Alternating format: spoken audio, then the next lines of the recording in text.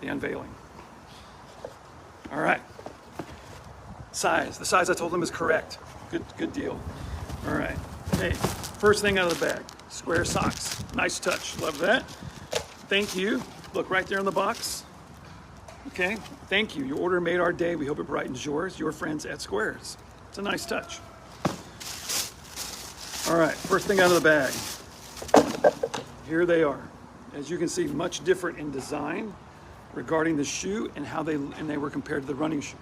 Now, I do know from talking to or listening to Zane, this square right here, it's kind of part of the name, it's part of the design. The theory behind it, the logic, which I really appreciated, was if a shoe tapers at the forward, the toe, as you're moving back and forth, you're squishing your foot together. I mean, there's a natural taper, but it's gradual, right? It's not like the pointy shoes we see people wear. You know, especially if you're, you know, ladies that wear, I think about my wife and how often she wears shoes that just squish the heck out of their shoes, out of their foot with their shoes. So the idea behind that right there is to give some width to your foot to expand and stay that way, both in and out of motion. So there you go, that's that square, very interesting. Another thing that they talked about, which I thought was really interesting, was this pivot point. I've noticed when I get through, and I'm wearing through a pair of shoes, the ball of my foot right about in that area will start to hurt a little bit more. Actually will hurt a lot, especially if I play a long time. As the shoes wear down, because you're getting all that pressure if you're playing on the balls of your feet, right? That makes sense. So they created this pivot point on purpose to reinforce and create support in that area, which is ultimately the goal of this.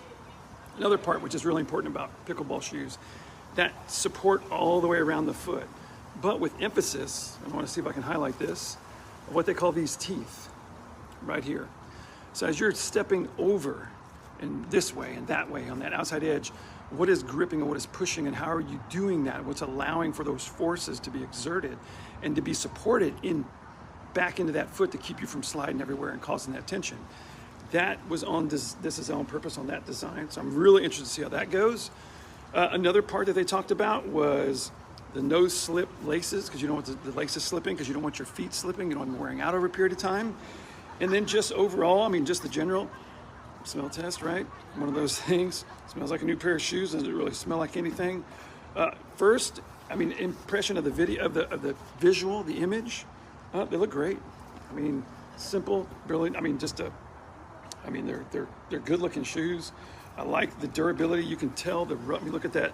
That gets me excited. The sole part of it, the idea that you're looking for a lot of grip, looking for that inside the arc separation between those two areas. I don't know. I mean, my first impression, and one of the other things he mentioned was they put a lot of reinforcement in this area here, on kind of the outside of the toe, as you're playing and dragging your feet sometimes as you're going back and forth. If it drags on the ground, you put a little bit more reinforcement. There's plastic right here, which is a lot more, and there's this light material, really nice light material, which makes me think of breathability. Things of that nature, makes it a lighter shoe, a more comfortable shoe. So, first impressions of the Pro XR Pickleball Shoe by SQAIRZ.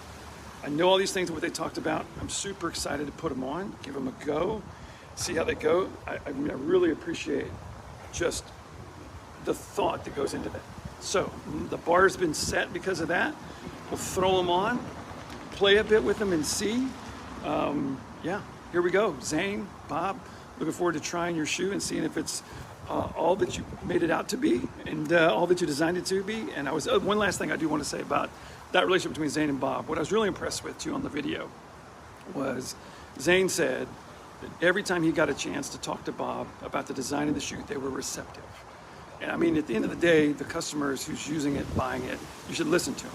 And so I'm really hopeful that they took into account all the things he said, all the things that they put into this. And ultimately, let's see if this is a kick butt shoe or not. And we'll be back to tell you about it later.